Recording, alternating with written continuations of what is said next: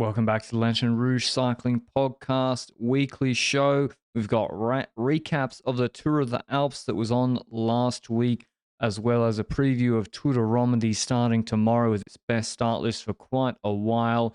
News that Remco Evenepoel wants to ride the Classics in 2025, a women's Milano-Sanremo contract and extension. Rumour mill is heating up with Wiebes announced, not even a rumour, this morning, and Tratnik rumour as well to be leaving Visma-LAB bike, as well as, some other juniors, and Alaphilippe, the Total Energy news has reared its head again. But condolences to Benji. He broke his bike. Is it, I saw this, you posted on Twitter or Instagram, is it salvageable or finished? What actually I reckon happened? it's finished. So I put my bike for traveling in a soft bike bag, and you know, you got at the front, you've got the fork. What do you call the one at the back? That holds the wheel. The what? The chain stays. The stays, right? That's a weird English word, but the chain stays. Okay. In there, on the right one, there's a bend to the point that it has widened my chain stays. So if I want to put in my back wheel, it's in loosely. So I don't think I should ride on a bike that where the back wheel is in loosely because it's too wide, and it's an alloy frame. So yes, I could maybe get it put in the right place again, but it's unrealistic for me to do so in 9 days, because in 10 days I'm coming to you, man. I'm coming to you to ride my bike, and there is no bike right now. So I impulse bought a bicycle, and hopefully it's a good one. Okay. Well, you're running a soft bike bag. Yeah, I was running a soft bike bag, Cyclone Aero Comfort, but looks like the bike wasn't so comfortable in it. Wait, so who did it? Who did it to you? I don't know. It just, during the travels from Belgium to UK, something happened. Okay, well, there's no one to call out then. But I guess rest in peace, Benji's bicycle.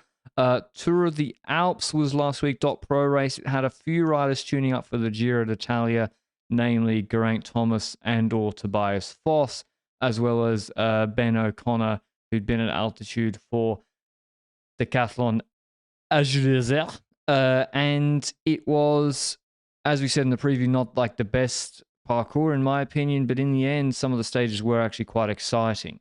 Yes, the first three, like horrendous scenes, but the third one, Juanpe Lopez struck out from far with Pellizzari, and everyone looked at Foss in the leader's jersey, and Juanpe won the stage by 38 seconds to the main group of Foss, the main GC guys, with O'Connor, the Bahrainis, and Bardet. And then El Patron, Benji, fully came back. I swear this guy gets 100 watts to his FTP and plus 100% charisma the second he puts on a leader's jersey. And by the way, El Patron is just like with GC Coos, El Patron is now literally what everyone calls him. Like El Patron Lopez. I was like, we made that as a joke. Well, not even a joke. He is El Patron. Like, he himself is calling himself El Patron probably at this point, because he's acting like it. I swear there were moments in this race where he was once again trying to get somebody to pace after their teammate, stuff like that. It would make no sense, but he would get them to at least do one turn every time, because they were like, I'll do it, please don't hurt me, El Patron. Get El Patron to Qatar for the peace talks, I say, or he can get groups working together. I mean, this guy, he's somehow getting people to pace for him. He was...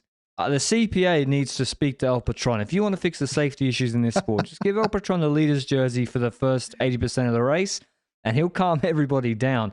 And, tongue-in-cheek aside, he looked, okay, is he a sitting duck? But then he's not... He's got a 38-second lead, and there's no mountaintop finish here.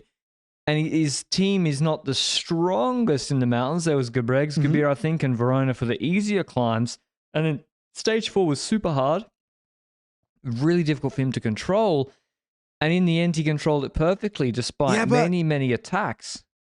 I still think that there were moments where he didn't have it under control, that he was under the, what do you say, that the race itself was going to decide how it was going to turn out, because he was individually in a group behind someone that attacked. For example, in stage 4, Simon Carr was up the road.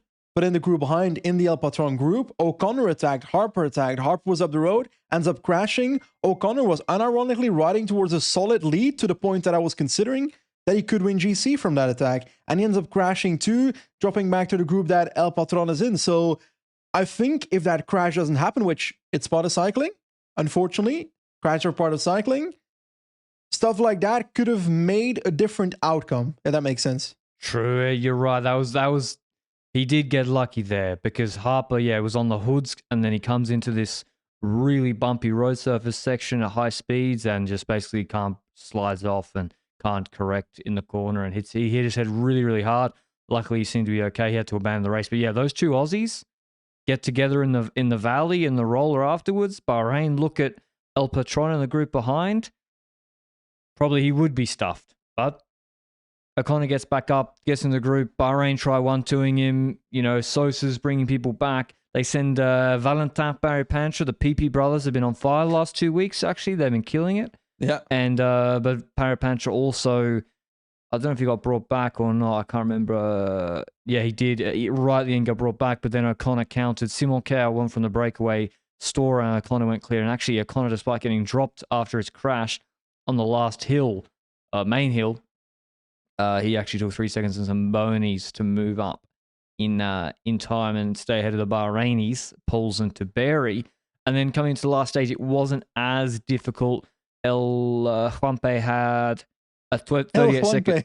El Patron Juanpe had a 38-second lead on O'Connor, banged up O'Connor. The danger was the Bahrain riders, Taberi and Poles, but actually they were not as strong as I expected because 2 reps of a 12K 6% climb where draft is really important. Actually, Juanpe was the strongest in the end, in my opinion. He was like attacking guys. He was the strongest in the end, even on the hills at the end. And it was a small group sprint, 14 riders. Aurélien Parry-Pancher, he had a nasty kick for a climber. He came first, Taberi second, and his brother Valentin came third. Both of them for skinny guys. They look like they rip cigs, those boys. They're like skinny, and then suddenly they drop 1,300 watts on you. Like, what the fuck? Where is that from? It's like Lenny too. You're like, how are you so snappy? Yeah. But anyway, nice win for sure. I will say, Ineos was at this race. They won stage 1 with Vos. But in addition to that, Thomas was also here. When it comes to Vos, it kind of went as I expected. On the medium climbs, he could still be there, but once the big mountains hit, he fell through the ice. And when it comes to Thomas, I won't lie, I wasn't expecting that much better when it comes to the level in Tour of the Alps. Maybe a tiny bit better, maybe a bit more competitive. But is it weird that I'm not worried at all for the Giro when it comes to Thomas, because we're kind of used to him not being in form before the races that he really needs to show up at? I think Thomas actually was better than I expected on stage 4. Well, he came 12th. I'm pretty sure he was helping Vos and dropped him at one point after Vos got dropped. And yeah, I think the harder the stage is, the better for G, actually. And on the harder stage, he was good. He's with Chavez, Piganzoli, Steinhauser, Pellizzari after doing domestique work. So yeah, I think Thomas was he was fine. I think he's exactly where he needs to be based on his improvement from Alps to a Giro last year. Unfortunately for him, the Giro has the shittest mountain stages ever designed, so there's not actually many super hard stages for him. But that was true of the Alps. In the end, Juanpe Lopez wins. He won his first race in stage 3, and then won GC overall. And he performed very, very well, the 26-year-old, on Little Trek. So they'll be extremely happy with that. O'Connor ends up second on 38 seconds. Taberi third on Taberi third on 42 seconds. Valentin Parry-Pancher on 44 seconds. I do think Decathlon could have tactically been a bit better this race, but I think they were sort of all in for O'Connor and weren't expecting Valentin to stay so close on GC, but it is what it is. If O'Connor doesn't crash, he probably wins. So at least he didn't crash and ruin his Giro from what it could see. Anything else out of this race for the Giro, Benji? Not really, I would expect. Like, Pellizzari showed that he's going to be useful in breakaways, that he might be pretty good at the Giro for VF Group Bahrani. That's not a team. Bardiani. I was going to say Bahrain. VF Group Bahrain is a new team. But there was stuff in another space, in another place in Italy. There was another race, Romagna. We spoke about it very shortly, about Giro della Romagna a few podcasts ago, if I recall correctly. And it was basically, you classified it as, but no, Del Toro and Morgado beating up children. Is that how you classified it as a few days ago? Oh, no, it's they're not children, it's sort of Conti journeyman. Fair enough. Be a bit more accurate. Their team was not the almighty team, but there's plenty of talent in that team, of course. You've got Baroncini, you've got Igor Arieta also in that team, Del Toro, Morgado, then two guys from their dev team, Pablo Torres and Marivut. And I swear, Pablo Torres has had a few races this year where he was pacing, I think not this specific race, but the week before there was a race where he was racing with the UAE men's, the elite team. And I swear he was pacing really strongly on a certain climb. So here's what he can offer in the future. And I feel like I've been following junior races more than I usually would. Is that weird? Like Heroica Juniors, for example, seeing Hector Alvarez win that. Like there's been a lot of those races that have come more to the forefront recently than they would before. Is that because those juniors are sometimes already signed up for example, Alvarez going to the track dev team in the coming year, if I recall correctly? And is that because those junior riders are more attached to World Tour teams now?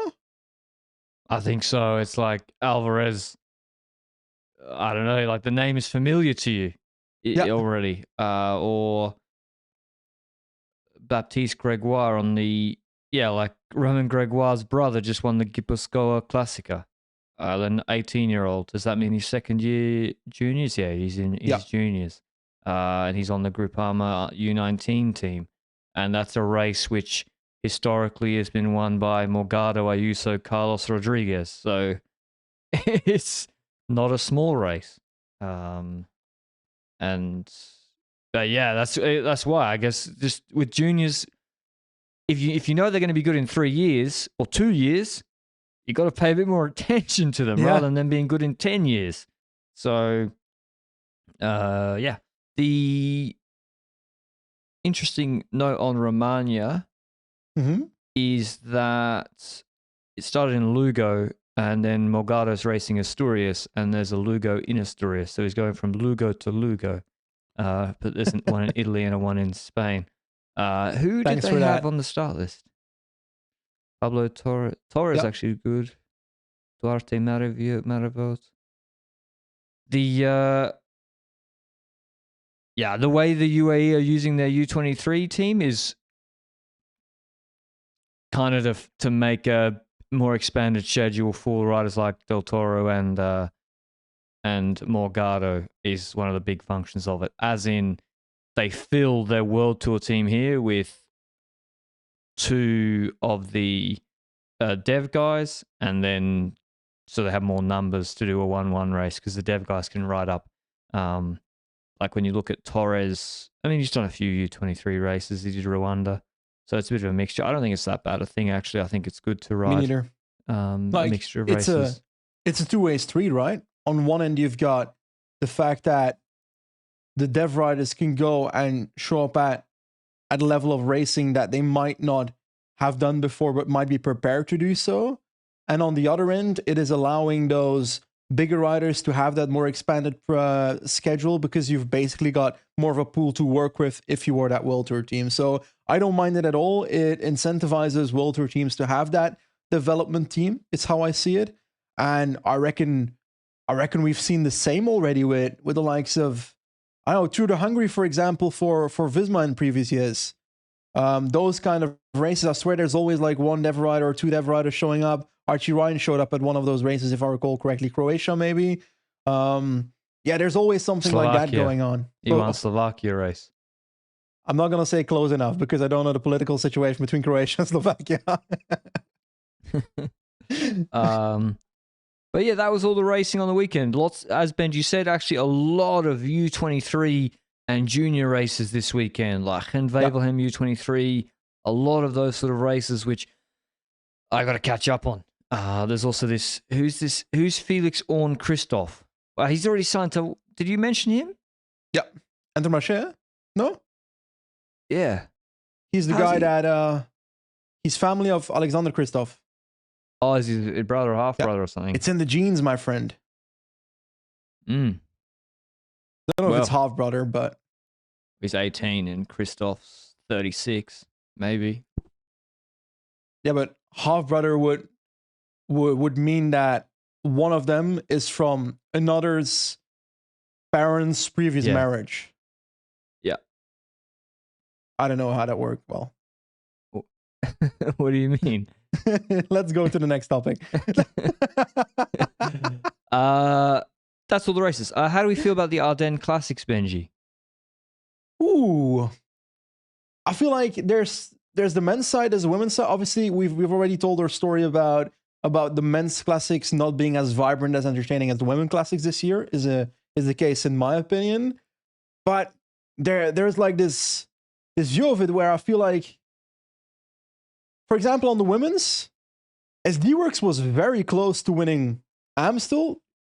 We were just literally celebrated too early, and they were very close to winning LBL, where Demi Vollering bottled the last kilometer. So I wouldn't say that it's weird. They were definitely not as dominant as last year. It's definitely a disappointing result for the team of SD Works, but I wouldn't say that they were necessarily not competitive in it in the same way that we see in the men's and the Cobble Classics Quick Step showing up, for example. Does that make sense? Like, they were there, and I'm not confident for Vollering's Tour, for example. I'm still confident for that. Yeah, they didn't just come in right away whenever they wanted. Like last year, even when they made this, we spoke about similar mistakes last year, but the watts were so big and the difference is so big that they covered up those problems, whereas this year they didn't. But what I mean to say is that because of these Ardennes, I'm not necessarily worried for the Tour de France Femme for Vollering. Because her levels was still on a good enough level where I see the potential to be back at the level of last year by the Tour de France Femme. Yeah. It wasn't like she didn't get dropped. Yeah. She didn't get dropped. If she's getting, just hard dropped in parkour that suits her, and it's also not like in Flesh, she also could have won. It's not like she was shit in Flesh. She rode the whole front of the Murder so you're right. Like, now the question is whether they will sort out whether they're going to ride for her or whether she has to ride for Kopeck's points jersey. I don't know. You laugh, but yeah, I agree. Yeah. About the Ardennes, I mean, it's. They happen like every year. Yeah. I got the historical data of all like the Lanterne Rouge highlight videos. Got the historical data of the podcasts. The Ardennes never performed that well. There's just not that much interest in them compared to the Cobble Classics. Even though opening weekend is much stronger, much stronger. And but also, I feel like it's logical because a lot of the Ardennes parcours, Amstel, Flesh, and LBL. Yes, last year Amstel opened up very early, but on paper, the usual business is that it opens up relatively in the last 30 kilometers, like the Hill Classics. La Redoute for LBL is the case where it opens up. Maybe we see some stuff beforehand, like should they pace or should they not after a crash, but La Redoute is where the action is going to happen. And then Amstel, Keutenberg is kind of where it's at, from Kruisberg to Keutenberg, because before that you've got a major flatter segment, and the hills that come before that flatter segment is so far out that no one really gets away on those segments because people then neutralize them, and I don't know. I've got this vibe that Hill Classics only open up in the last 30 kilometers, at least these Hill Classics. Maybe Strade is completely different, but these aren't for me. So I think that adds on to it. If I see a 100-kilometer full-blown race, like, I don't know, Paris-Roubaix 2016, stuff like that, most Paris-Roubaix, most Tour of Flanders open up relatively early, and I think that's a factor. Yeah, I think so, and maybe particularly with Amstel. I mean, people sort of understood the Kouwberg finish, but they don't have the same aura as the Tour of Flanders, Koppenberg and Paardenberg, the climbs. Okay, Redoute does, or does now, but it Yeah, it's just that they're not all monuments are created equal. That's why the sort of designation is very arbitrary, because like the Tour of Flanders and Roubaix are much, much bigger and more prestigious races than Liège. That's just the data viewership and everything. The way the riders even think about it themselves, in my opinion, is lends to LBL is often for GC riders part of the build-up towards a Grand Tour, like the Giro. Yeah. And RV and Roubaix will never be that. That's a final aim for a classics rider. That's also part of the factor of which riders are riding those races. GC riders are going to ride these hill classics races, and that's an effect of that, I would see. And that's also part of the reason to me that Lombardia is like that, because GC riders have to somewhat choose between Grand Tours and therefore leave the monuments a bit to the side, or have them as one of the goals, for example, do the Tour and then build up towards Lombardia again. That makes it so you never have every single GC rider, every single candidate for that parcours at the start, because one person might arrive at Lombardia with full preparation while the other just did the Vuelta and might be washed. So I think that's a factor. Yeah, I don't know why more GC guys don't prepare properly for Lombardia, because when you look at the watts, it's really it's like compared to the rest of the year, they stay really low, the watts on the final climbs. I know it's a hard attritional race, but yeah, it always does surprise me. Like, it's a monument that, because Pogacar's not been dominant in Lombardia yet. Okay, he still won it, but he actually hasn't been as dominant. Now he's better this year, but yeah, he's not just done 6.6 for 20 and knocked everyone out of the park. Like, it's been more of a close race. I'm going to invent a new topic here for a second, because you're speaking about Pogacar. Let's say Pogacar rides a Giro. He's likely to win the Giro, is how we see it right now. He's the ultimate favorite by far. Yep. He rides a Tour de France afterwards, depending on whether Vingegaard or not can ride it. Remco. He might also have a big candidature of winning that race. Let's say, hypothetically, he wins the Giro Tour, Pogacar. If he wins Giro Tour, he'll do the Vuelta. What should he do then? Because World's Olympics... He'll do the Vuelta. I think so. My initial thought was, it's so limited, the chance of having a Giro Tour victory in your career, that you kind of have to go for all three when it happens.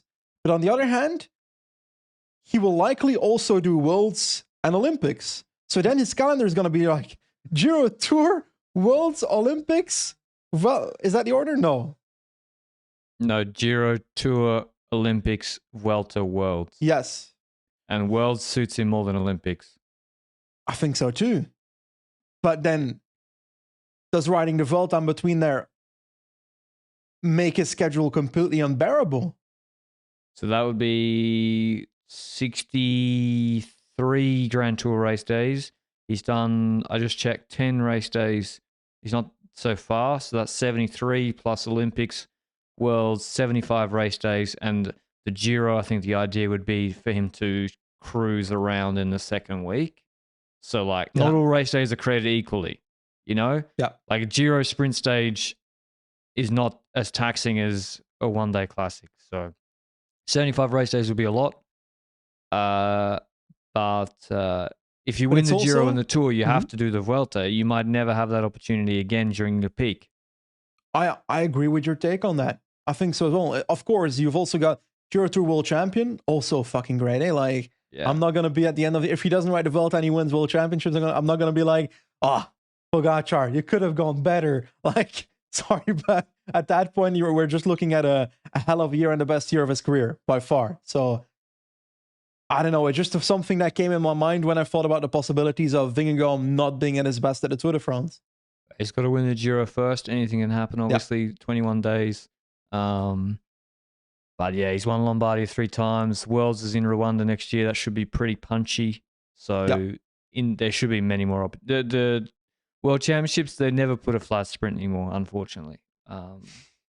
So he should always have a chance to win Worlds. But if World Championships was a flat sprint, our World Championships preview would basically be a sprint preview. Yeah, but flat races are actually good. Flat, I'm sorry, but what have been the best World Tour races so far this year? Sprints. The sprints are the most competitive aspect of World Tour cycling right now. There is a larger pool of riders that can win the sprints. There is more uncertainty in the last 3 kilometers than in the other races. I'll be honest, so far this season, I don't have a race that pops in my head when I think, oh, this was the best race of the season. I feel like that hasn't happened yet. Tour of the Alps stage 4 was pretty good. Sorry, but fuck off with that. It was a solid race, but I ain't putting that on the pedestal of best race of 2024, dude. Paris-Nice was pretty good, I would say, of the World Tour stage races. Yeah, but I'm missing something. What happened? Paris-Nice? UAE final stage was good. Her feet was See, really that's good. a problem. We're forgetting races. Well, I hadn't turned my mind to it, but the women's is better, but yeah, the men's, there's been some good races. Romandie actually looks pretty good. But speaking of people who should they change their schedule, Patrick Lefevere did an interview with Lanterne the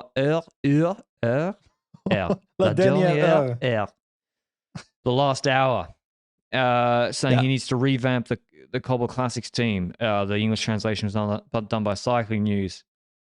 And he said I don't know, I'm not going to read through all of it. The point of it was that Remco, he ponders, according to the copy, sending Remco to Milan-Sanremo and the Ronde in the reboot of Soudal Quickstep's Classic Squad. I mean, point one, Remco doing Sanremo to me is a no-brainer. Yeah. I think, like, that sort of climb, he's so aero. It's a race Nibali one. I think they don't have any Alaphilippe's gone next year. I think that's a no-brainer, and also doesn't add that much. It's not like a Paris-Nice, which really is a tough race. So, but what about the Ronde? Well, first, I want to look at how the team has evolved, because they've gone from this sprint/cobble team in the past, with every now and then having a GC rider like Uran or Enric Mas, for example, for a year or something. But we've gone through this evolution of now having Remco and building that team around Remco. I wouldn't say that there have been many riders that disappeared when it comes to their cobble team, but the ones that were there deteriorated significantly to the point that they're not competitive right now. Asgreen is one of those names where he should still be competitive, but isn't.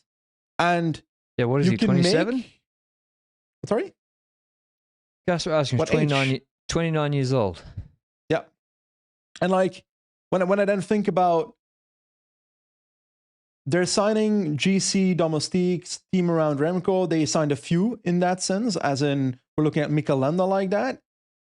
Yes, they have stopped signing cobble riders, but they tried signing a few talents like Lamperti, Magnier, stuff like that to try and build that team. Like, that still exists. But I'm not sure. Would not building a team around Remco have allowed them to, for example, sign an Arnaud de Leaf, for example, last year?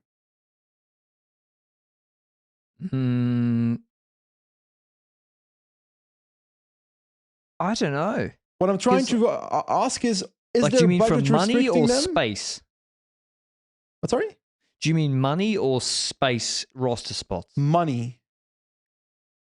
Yeah, probably. I mean, like, how much of these guys they signed? They're all cheap, right? Outside of Landa. So that would suggest... Moscon too. Moscon, yeah, be on a cheapie. Magnier might be not cheap for a Neo-Pro, same with Lamperti, but relative to an established World Tour Pro, they'll be cheap. All special are chipping in. So, yeah, I think you're right, Benji. I mean, and then when was the last time they signed a big classics rider? I mean, they developed them themselves normally. Yeah. Asgreen developed in the team. Alaphilippe developed in the team. It was Gilbert back in 2017. Yeah. Which they gave a lifeline. Yeah.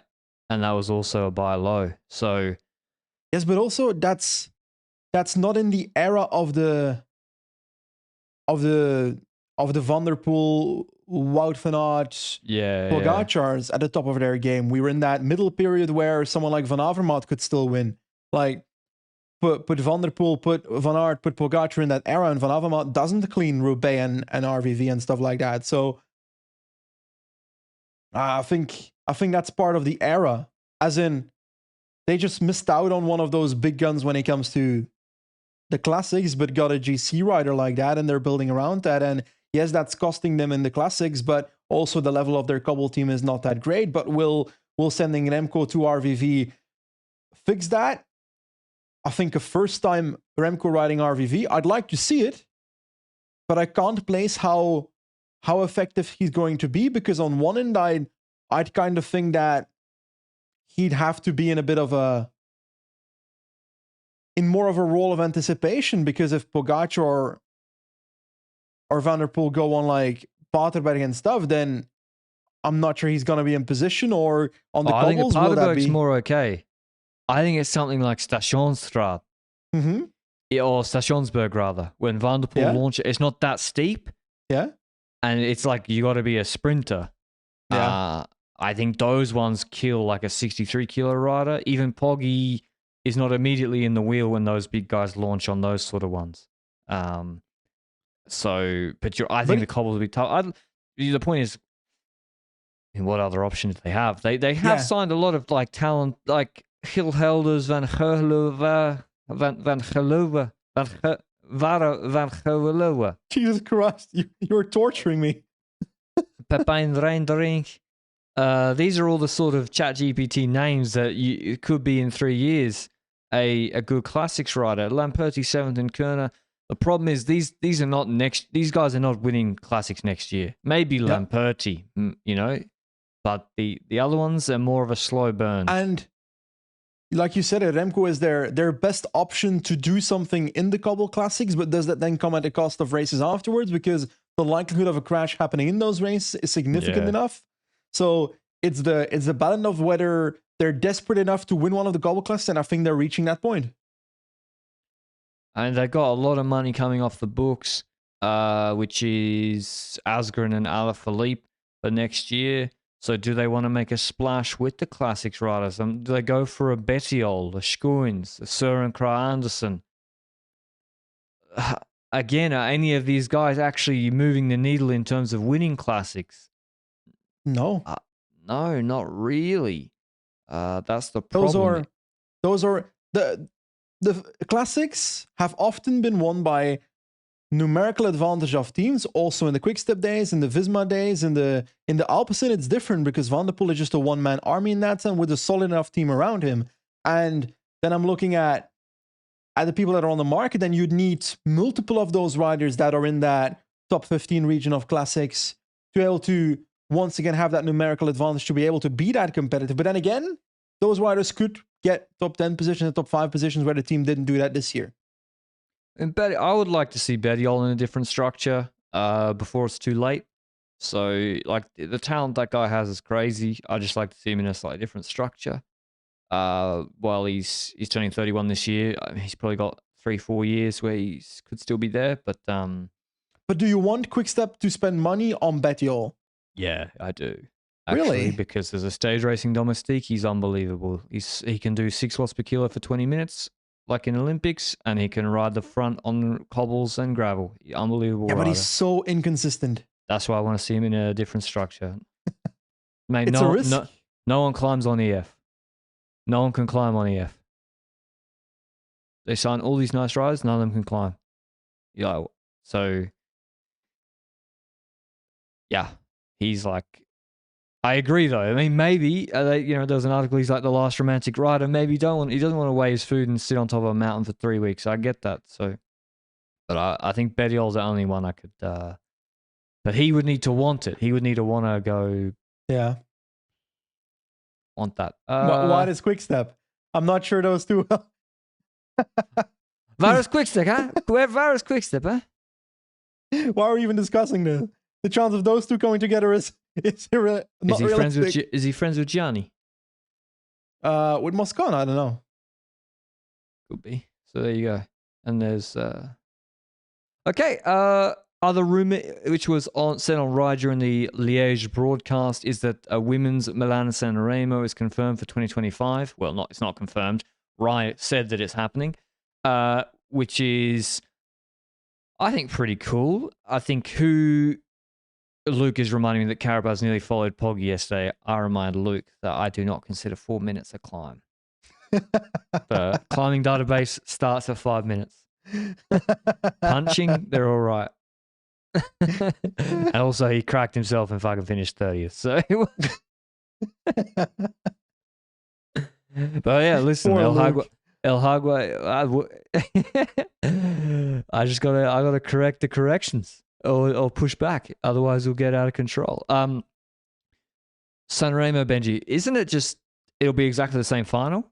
They'll just have but it'll be shorter, like 170, 200 Ks, and then they'll just do the Capo Mele, Cipressa Poggio descent finish? Yes. My question surrounding it is that, first of all, if I recall correctly, it should have already existed because they said it would exist this year already a few years ago. So it seems like that has been postponed to now maybe 2025, which is the rumor. I'm thinking also the combination with Trofeo Binda, which in the same weekend. I can't remember. It's not the same day. I think it's the day Sunday. Binda's on the Sunday. So that might be a combination that some riders might then do Saturday, Sunday. Is that realistic? Probably it's in the same country, so I'm guessing they can travel enough. But yeah, those are the things I'm thinking of when it comes to this. I like that it's coming up. I like that Milan-Sanremo will be on the women's calendar, hopefully. Just I don't have that much to say for it. Who would win it? I don't know. This is the occasion where there's already a World Tour Healy race on that weekend with a solid history where the organisers have been getting a good start list for years. I kind of wish, it's actually the one where it wasn't as necessary to happen. Like Binder had, Balsamo, Kopecky, Peterson, all the good riders, and Balsamo won this year. It's like, if you weren't watching Binder already, I mean, is that the argument, Benji, that we didn't cover Binder this year because it was on a different day, but if Sanremo's on the same day, women's before, will we cover it? Yes, like we do with Liège and Flèche. So I guess that's the argument for it, that it will bring more attention. Who will win? Kopecky. Wibbers. Nah, Cipressa's too hard. Nah, not having it. Canyon Stram got to pace that super hard, drop the Evers. Not having I actually think the women's will be quite interesting because the climbs are done at a lower speed and are more impactful than the men. So I think it would actually be very, very interesting. It'd also be good who's a good descender, who can come back, who can hold them off, like Nivea Doma. If she punches away clear, she's an elite descender. It would be a very, very interesting race. So I hope it happens. Contract extensions and rumors. I'm not sure if we mentioned Tratnik to Bora yet. That's from Benson at GCN. The rumor is he goes to Bora Hansgrohe in 2025. And that's the rumor. They already were rumored a week and a half ago to get Pithy. This is not that surprising, Benji. It's not that surprising. Roglic is there. Roglic has gotten Tratnik to Visma in the first place. Now, towards the same Bora, size. In addition to that, Tratnik's also at a point where he's just won a classic, so he's a bit more expensive. So he might want someone to pay a little more than his current salary. So maybe that's also part of that. I think that's all together. Now, is getting Tratnik, who seems to be in the best year of his life, to Bora going to result in the same level of Tratnik after that transfer? I don't know, because this year he's been good for years, but this year has been an outlier in terms of the step up, right? He's been significantly better this year. Yeah, he would have been really, really good last year in the Giro. It's a shame. He would have been killing it in the Giro. I think it would have changed the race a lot, but he got hit by the car in the recon of the TT before stage one. But you're right. Like, he never showed this sort of consistency in classics. He showed more flashes at Bahrain. But at Bora, can he continue it? I mean, he's motivated. He's one of those guys. Tratnik is... I like riders like Tratnik, because... Yeah. He was on CCC in 2018 when he was 28. He was on Amplatz BMC, the Conti team, Austrian Conti team that had Herminator, Pernsteiner, when he was 26. And look at Tratnik. since then, in his 30s, he won a Giro stage, Omloop. If he didn't have half his season wrecked last year, he would have won. He would have been even better and had a better palmares. It's like, okay, yeah, we look at all the juniors now. We look at all the, I've got to get that 20-year-old pithy. But like, you cannot assume that guys will collapse at 30 years old either. Mike Woods, in his 30s, coming from a different sport, killed. It's also, you got to look at their training volume. What was Tratnik doing before in his early 20s? What was his training volume? He was on Quickstep in 2011, and then he's in the Conti wilderness for 5 years. And then he's such a good, and there's a good rider in there that Bahrain brought out, and then Visma polished a bit more. I don't know what my point was about. Me neither, actually. I was waiting for the punchline. Oh, it's more like Tom Schoens. I wouldn't be scared about signing Tom Schoens, even though he's 31. He's improving. He didn't get any opportunities before. 22, right? No? 1991? 32, yeah. I'll sign Tom Schoens. Like for 2-3 years. It's more the Mollema contract. I don't know about that one, but... I think it's a net positive for Bora. I think it's good for them. And I think it depends on the money. They got it. Is the case with every single transfer. But they got the money. Yeah, but you can have money and still want to spend it as efficiently as possible, is how I see it. But well, Steve Cohen, that. Tratnik aside, Wiebes, you said it at the start of the podcast, is now confirmed to stay at SD Works until 2028. So Kopecky has already confirmed to be staying. Vollring's arguably departing out of the window. The team has also released a press release that SD Works and Pro Team, both sponsors, have extended to 2028. So that's security when it comes to the money for those riders as well, which is good to hear. And the third update when it comes to the team is an unfortunate one, a sad one, because Anna Shackley was forced to retire due to heart irregularities on last week, if I recall correctly. So that's a very sad disappearance from the sport. Hopefully she can have that post-career support either by the team or by, I don't know, is there something set up? I reckon there's something set up in the way that, like CPA wise, or to help riders that establish a post-racing career. I think there's something. I swear there is. I don't know. Maybe the women's CPA helps them. I'm not sure. But she's young.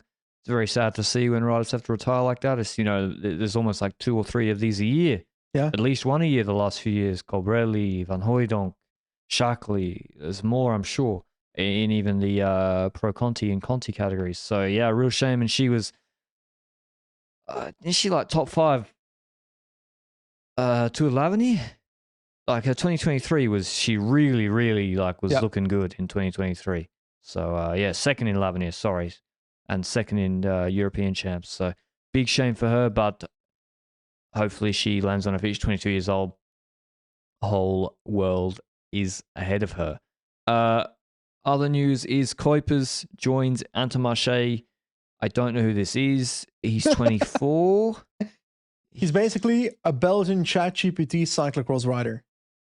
That, according to Luke, has grown through CX quite quickly and is now, I think he's ridden LBL actually. He DNF'd it, but he has ridden it. And he signed for Intermarché immediately, right? Am I dumb or is that true? Yeah, he's on the World Tour team now, from now until the end of 25. Yeah. So I'm curious what that will do. According to Luke, this is the messiah of Belgian cycling. It looks like they got his schedule looks like a lot of the gravelly races, which makes sense given his background. Trobre-Lyon and Antwerp Port Epic. He had quite a lot Vermeersch? Johnny Vermeersch. Baby Vermeersch? That's how I see it right now. Which one, Florian or Gianni? Johnny, yeah. And Florian Vermeersch was rumored somewhere, Benji. Yes, to like a bazillion teams. Visma to Bora. So Visma. I don't know. I'm just happy he can walk and ride again. So well, Well, yeah, he's still out with a fractured leg, which happened in Murcia, no? Yeah, in Murcia, his first race of the year.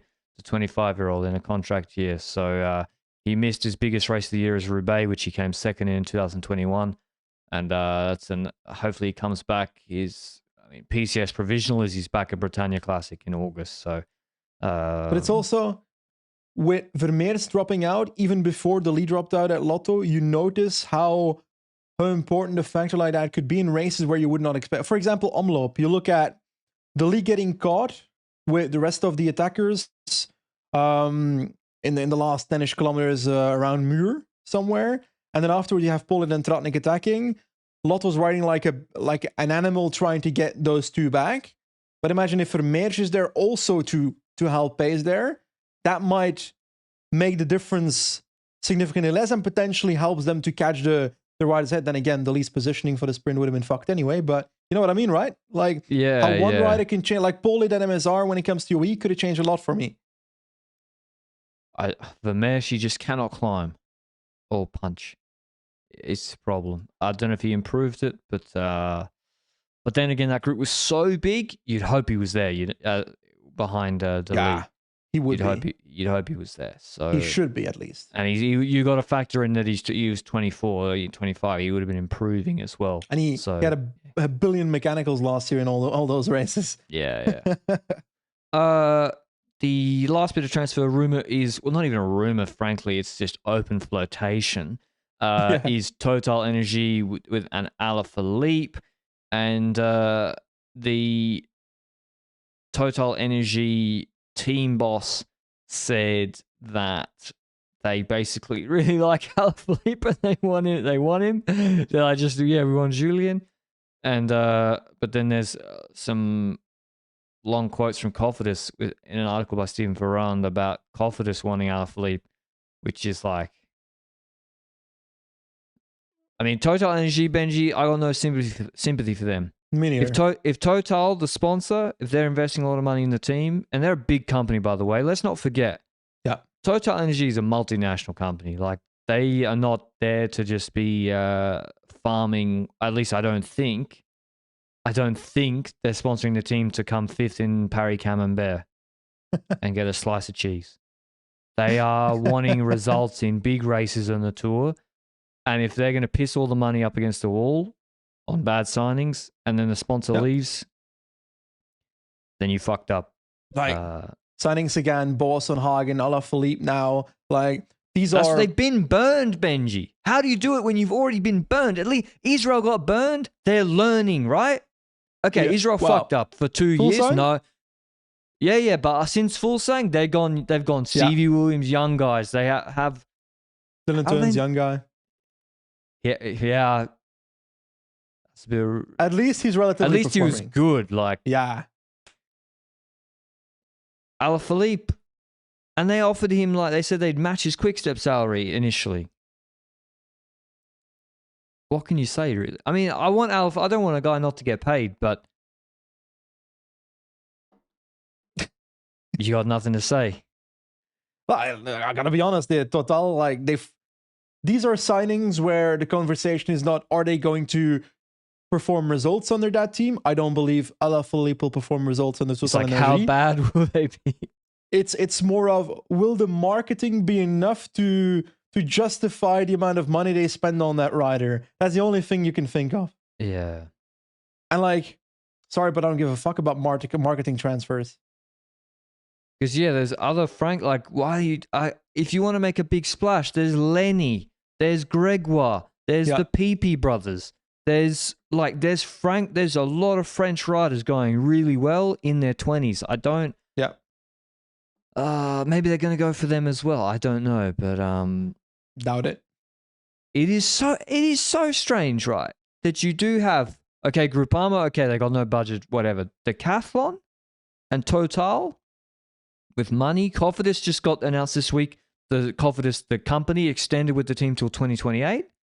And Lenny's going to Bahrain. Yeah, but why the F, if I'm Lenny Martinez or Romain Gregoire, would I sign for Total Energy or Cofidis why would I do that? Like I'm at Groupama, for example. If you're Parapantra brothers at Decathlon, the teams that they are on might unironically be the best French team for them in view, to the point that Well, they are. They're the two best French performance teams. The better teams that are on the market then are the non-French teams. And if they then see a Jorgensen going to Visma and performing well, stuff like that, getting chances in Cobble Classics, then Romain Gregoire might think, okay, maybe I should go to a team that is not this team, and I won't get that performance on Cofidis and Total Energy. Decathlon's performing well right now, so maybe that's an option, but I then see another World Tour team like Lenny Martinez with Bahrain, maybe that can be my option, stuff like that. That's how I see it more. I got you. Yeah, so if they're actually going to leave a French team where they're performing, they're not going to leave it to go to Total or Cofidis. They're going to leave it either for massive money or not even. They're going to leave it to go to... And I also think there is a cultural shift too. Like every young French rider just about speaks English. Yeah. The Spanish juniors, like you've met them, Benji. Yep. They're not so, I got to always ride for Movistar. No, they'll go, they want to perform. Yeah, Trek. They want to perform, like they're global citizens. Same with so there's not that just traditional, I'll stay in the same team. But yeah, Total got 1, 2, I can't even count. Over half the team's out of contract this year. But Mate, yeah. When I saw the list of topics we were going to discuss this year, this podcast, I thought, this looks like a 30-minute podcast. Bro, we are yapping. We are yapping so long today, and looks like there's a lot to say, huh? Okay. Tour de Romandie preview. Really, really good start list. Have I mocked this race in the past? Yes, unashamedly. The start list is back. It's very, very good this year. Even though it is in an unfortunate slot in the calendar, in that it is too late for riders to do an altitude camp before the Giro, and too early for any serious tour riders, apart from people trying to get some race days in because they've had an injury or something. It's noticeable the shift in training camps that way, because if you look 10 years ago, for example, you'd see the Giro riders doing Romandie. So you've had that shift from Romandie being a preparation race to a completely not being a preparation race, just because the preparation for the Giro d'Italia has shifted to a more, how do I describe it, scientific basis, a more training camp basis? Yeah, just before, I mean, not every team was doing altitude, but maybe even 3 years ago, and now it's just like a no-brainer. Like everyone has to do it, so I think even I have to. Look, even you have to. I'm getting brought to Andorra to ride on altitude. But even like the length of the altitude camps are longer. They're not going up for 7 days either. They're going up for like best part of 2 weeks before the Giro when you include the travel days. And the same things happen to Tour de Suisse. The Tour de Suisse, people don't do it before the Tour because it's too close. And so Dauphiné gets the big GC guys. But the start list that I mentioned, there is some good tour riders like Yates and Ayuso. But Yates is sort of coming back from his concussion in UAE, and he was not as good in Abruzzo. They are the best team here by far, UAE. They got Yates, Ayuso, Oliveira, Ivo, Jan Christen, Felix Großschartner, McNulty, Sivakov, which is, just an extremely strong team. McNulty has done a lot of race days. He mustn't be doing a Grand Tour. He's already done 32 race days. This will be he'll have done his 40th race day just about. So a lot of race days. The GC favorites are Ayuso and Yates, at least in my opinion. Mm-hmm. And this is where you really see the depth difference between UAE, Benji, and Visma, especially without Roglic. Like, look at that UAE team, and then Visma is Tratnik, Bowman, Geesink, Lemon, Stanemit, Tim van Dijk, Vermont. It's like not a realistic rider to win the race or podium the race. Who is a realistic threat here? Ooh. Well, Bernal is, I think, the rider that will be good. Bernal. Ineos team is strong. Yes. They've got Bernal, Arensman, Castroviejo, Hater, Carlos Rodriguez, Oscar Rodriguez, and Maggie Sheffield. So that's their best young team they got. Yeah. Well, is Bernal still young? 27. 27, yeah, and he's cooking in Liège. Just feels like he's been around for so fucking long, man. That's a good team. Simon Felipe Yates and Luke Plapp. So there are some Giro riders, i.e. Luke Plapp. But Simon Carapaz, Caruso, and David Gaudu, Enrique Mas, Lenny Martinez. Who else? Luchenko, Brenner, Vozard. Is he here? You got dropped out. Narwhal is here.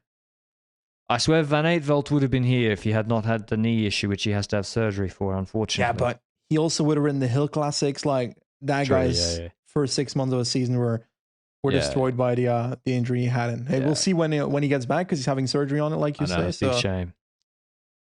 Gegenhardt Ciccone comes back. Oh, Giulio's back. He hasn't raced in 24 yet because he had the he had a perineal cyst. Luke will check. He had a cyst that had to get surgery cut out, and he couldn't sit on the saddle for a while. Thibaut Nice, Vlasov, Hindley, Agita. Fuck, this is the best Romandie it's been in a long, long time. This is a good start list. Alaphilippe Asgreen. Sprinters obviously thin on the ground because it's one of those sort of races. Hater and God, there aren't really many. Johnny Vermeers? I don't fucking know, man. Dainese on Tudor and Milan Menton. Yeah, but have you looked at the parkour? I haven't. What sprint stage is Dainese gonna win? Remember when DSM sent him to Tour de Alps before the Giro? He just got dropped out of neutral every day. First stage is from Payan to Payan. By the way, Romandie is in the French-speaking part of Switzerland, so it's actually quite near Aigle, near where the UCI headquarters are. But first stage is a 2-kilometer prologue with a dozen corners. 12, yeah. It really is a 12. Okay, yeah. I was just guessing. It's pancake flat. This is for a sprinter. Hayter's the favorite. You like Tim Van Dijk won the Sibiu technical prologue a few years ago. He's in good shape. Mm-hmm. I'd like a sprinter here, or a user. Because you need to be able to drop 1,000 watts out every corner. But yeah, I don't know why these exist. By the way, it's the first race for Thibaut Nice this year. What's he been up to? Nothing. Well, CX probably, but nothing in my scopes. That finished ages ago. Yes. He could have done the Ardennes. Why did he do the Ardennes? I tweeted this a month ago. Okay, he did CX. That was until the start of February. That's plenty of time to have 2 weeks off the bike and then prepare for the Ardennes. I don't know why he didn't do it. Bizarre. Last year he did some classics before Romandie. He actually came second in stage 1 of Romandie behind Ethan Vernon last year. But the first stage proper is finished in Freiburg, 166 Ks. It's lumpy. It looks like a Caden Groves, Michael Matthews type stage. Nice. You like him for it? Yeah, of course. Now that he's back, he's winning every sprint in this race, mate. Come on. Okay, I'm going with Jesus. Because like Moschetti and Dainese, I just see this as being a bit difficult this stage. Yeah, this is a Dorian Godon top 5 special, isn't it? Okay, that's stage Breakaway? 1, so that's punchy. Yeah, it could be a break, honestly. There's some hills, some steep hills in the middle of UAE you're going to control. Stage 2 is the first... is it a hilltop? Is it a mountain? Medium mountain finish, hilltop finish, mountaintop finish. It's basically 7.6K, 7.5%. Not a Uni Puerto, but it's not that hard before. This could actually be a break again. Stage 3 is an individual time trial, 16Ks, hilly. Looks very, very good for Ayuso, that one. That's why it's this GC favorite. Stage 4 is the hardest overall stage, but also not the hardest finish. The hardest climb in the race is the Ovronaz, 9Ks, 9.5% in the first 40Ks. Then some valleys, then another like 20Ks of climbing up and down, descent, some punches, and then they finish on the Leysen climb, 14Ks, 6%. It's it's not that hard, frankly. As the gradient suggests. And stage 5 from Vernier to Vernier is a circuit, punchy circuit. Looks very, very good for Thibaut Nice type guys, or Jonathan Narvaez, but he is in Ecuador. You know who I'm picking for the GC win? Bernal? Nah, he'll lose too much in that TT, I'm afraid. I'm picking Yuzo. Chef, keep it upright, brother, in the TTs. Yeah, bro. So these mountaintop finishes are soft. They're not hard. Get this man off the grill. Get this man off the grill. They're not that hard. Yeah, but he's climbing against climbers. 14K, 6% in the draft. He couldn't do it at Algarve. Did he even try? I don't know if he tried at Algarve, but they're different. Yeah, in Tirreno, he only lost he was 148 on Monte Potrano, and that was a hard stage that Visma nuked. It's actually a really good route. Should help him a lot. Aaronsman should top 3 this if he wants to keep stepping up, you know? Yeah, TT's there. Climbing, the gradients are okay. Ineos team is good for this race, I think. It really is. But I'm going with Ayuso. Yeah, Ayuso is deservedly the favorite, and he should win this race because he should beat Yates in the TTs. He's good enough to take bonus seconds, frankly, in some of these stages. He's won every time trial in his career that has happened in Switzerland. Has he? Yeah. Romandie last year and Switzerland last year. So in that... No, never mind. He lost the first ITT in Swiss. Fuck, my stat is broken. One. So he's probably going to have that 30 seconds through Bonies and TT on Yates, and then there's no brutal mountain where I can see a peak Yates taking that time back. Stage 4 will be... Stage 4, I want to see shit hit the fan. I'm really looking forward to this race just because it doesn't have Remco, Jonas, Pog in it, or Roglic. Roglic, it would be fine actually, but it's just got it just seems quite open to me. Yes, Ayuso's the favorite. Yes, he probably will win. Yeah, but there's ways he can also lose. If Poggy was here, he just cleans this. Like, there's just no doubt about it. He just cleans it. That's not the case for Ayuso yet, although he won Paves Vasco. So who you got Ayuso winning? Yes. How many likes does his YouTube podcast need to get for us to consider daily podcast of this Romandie? 1 billion? 3,000. Mate, dude, no. We'll have to do it. Fuck. You're not going to get 3,000. Bro, get the fuck out of here. Easily going to have 3,000. You think 3,000 people? Mate, for sure.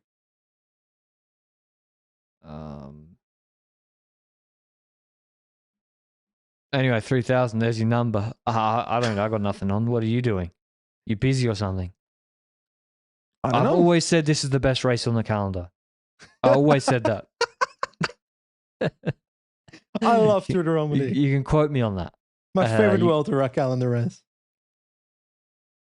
Actually, I'm really looking forward to it. I mean, although it could be the soft mountain top finish is a little bit of bullshit. Is there any other races on this week? This is my Tour de France. It might be better than the Tour de France, so we've got to take a while we can get it. Other races starting this week is the Vuelta Asturias, and UAE, of course, going to win that. They are sending Pablo Torres, Morgado, Micah, Fisher Black, Shortbacks, Arieta Del Toro, and they're going to win. So, but that's always been a fairly interesting race. That is where Alarcon dusted Quintana back in the day.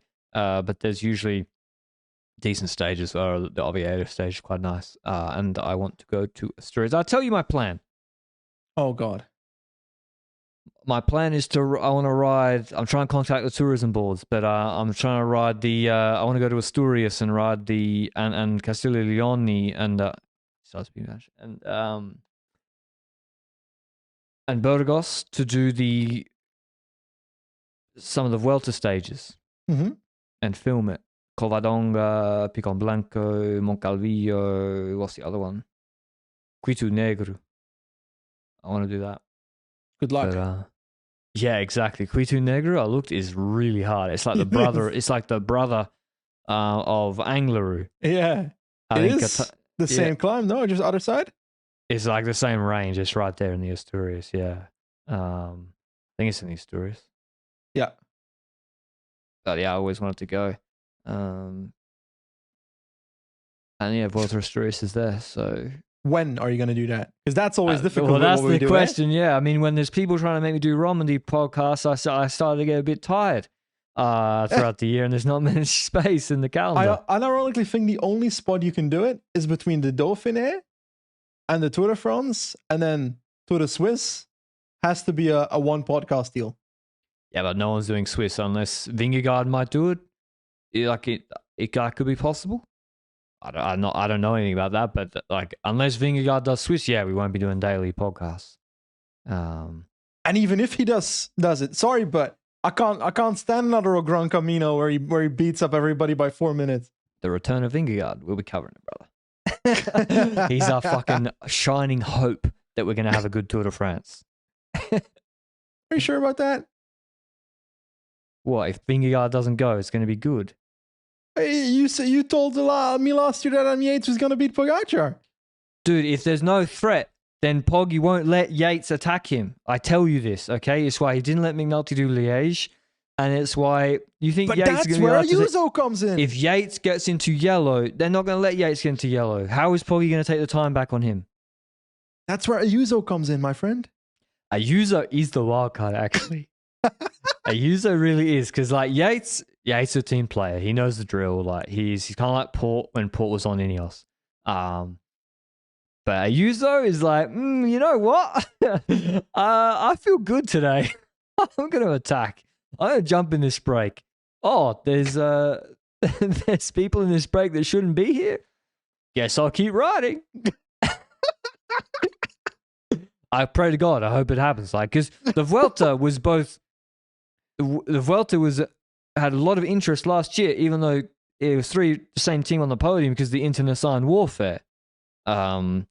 And so that's the only thing we can pray for. And if Vingegaard doesn't do the tour, I mean Remco as well. Love you, Remco. You can also win the tour. Don't worry. All right, that's all. Unless you got any. That sounds like someone saying it, hoping it's true, but not believing in it. And Quickstep not going so well, are they? Not really. So like, even if he has the legs, based on what I saw in Paris-Nice, the car ain't gonna help. But it's a long way to the Tour de France. But then #Freelanda happens. Well, I mean, he was free in Catalonia and Poggy beat the shit out of him. So,